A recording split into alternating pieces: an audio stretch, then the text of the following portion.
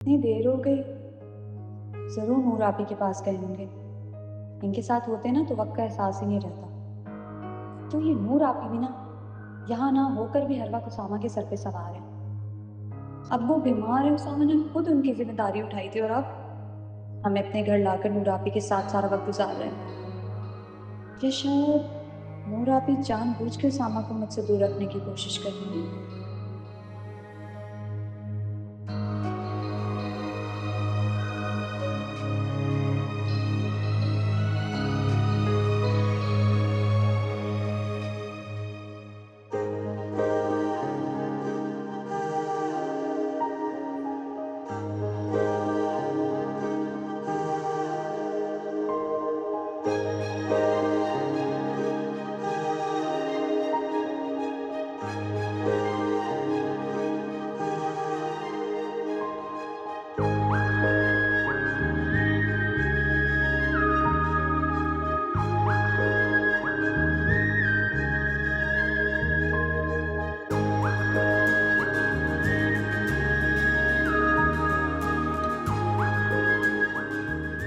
लगता है आज कोई बहुत बोर हो रहा है।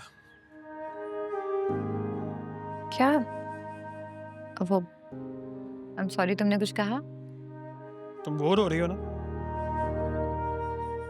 नहीं, मैं तो बस बस करो, तुम्हारे चेहरे पे साफ साफ लिखा हुआ है झूठी। चेहरे सच कहाँ कहते हैं। चेहरों को देख के अंदाजा मत लगाया करो। लेकिन इंसान के बिहेवियर से पता चल जाता है कि अगला बंदा आपकी कंपनी को एंजॉय कर रहा है या नहीं। तुम इतनी जजमेंटल कब से होने लगे?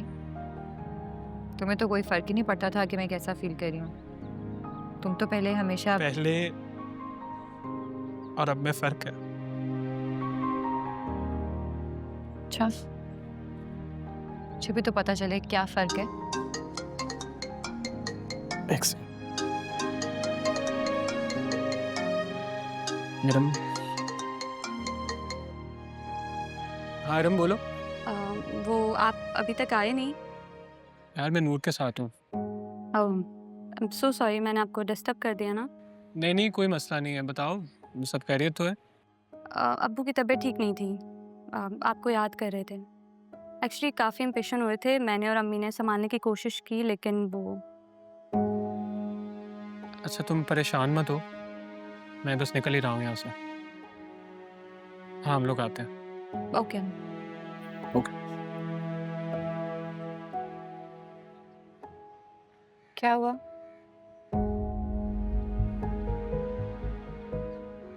राशिद अंकल की तबीयत नहीं ठीक।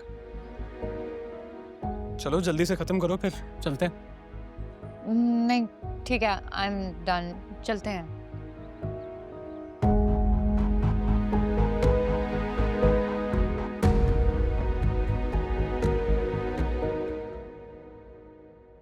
उसामा से बात कर रही थी?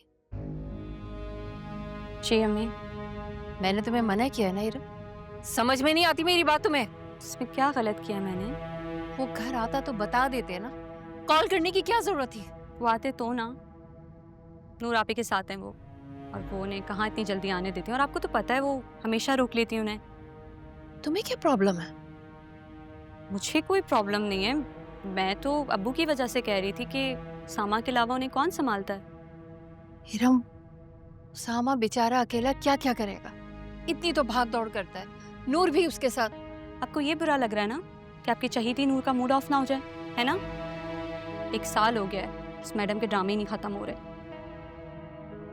गम और डिप्रेशन के बहाने ना 24 घंटे उसामा को गिल्ट में रखा हुआ है, जबकि हमारा जेन्युइन इशू है अम्मी।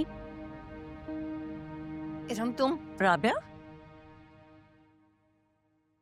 रात को राशिद भाई के कमरे से चीखने और रोने की आवाजें आ रही थी, सब खैरियत है? उनकी तबीयत कैसी है? बस भाभी, राशिद ने शायद ख्वाब में फवाद को देख लिया था, उसी को याद कर कर आवाजें दे रहे थे, रो रहे थे। तो फोन करो ना उसामा को, बुलाओ उसे। जी मामी, मैंने कॉल किए, वो आ रहे हैं। All right. आप फिक्र नहीं करें राबिया, सब ठीक हो जाएगा। क्या ठीक होगा भाभी? राशिद की हालत तो दिन ब दिन खराब ही होती जा रही है। मैं तो यहाँ ये सोचकर आ गई थी कि शायद यहाँ आने के बाद उनकी हालत में कुछ इम्प्रूवमेंट आ जाए, लेकिन नहीं। अब इन हालात में मैं कब तक यहाँ रहूंगी? पर और उसामा पर भी बोझ बनी हुई हूँ। कैसी बातें कर रहे? आप बोझ नहीं है, प्लीज ऐसे ना कहें। बस दुआ करें।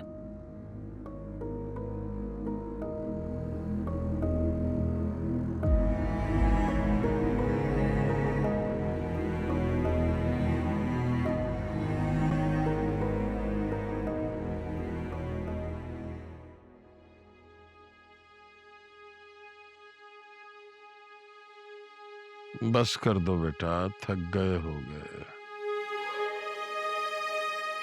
आप जाग रहे हैं? तुम्हारा क्या ख्याल है कि मैं अपने बेटे से टांगें दबवाता हुआ सो जाऊंगा, तकलीफ में डालूंगा उसे? इसमें तकलीफ वाली कौन सी बात है? बात तो है,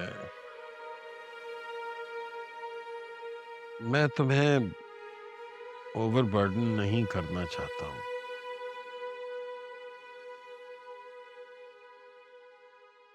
पहले ही सारी जिम्मेदारियां तुम पर डाल दी। मैं तो हूं एक नाकाम आदमी।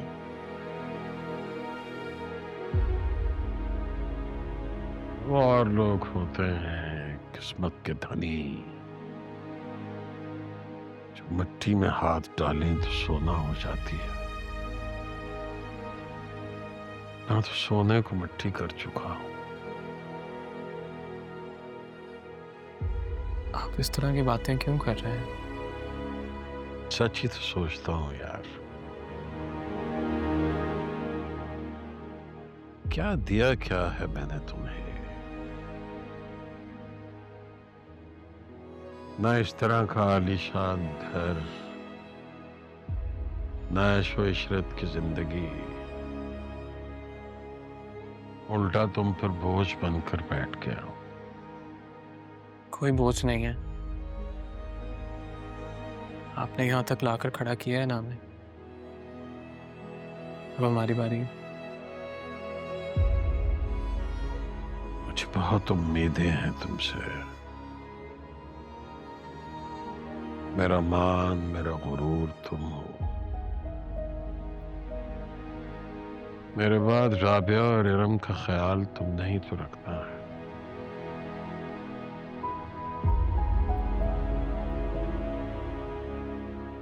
मैं मर गया तो इनका ख्याल रखना यार।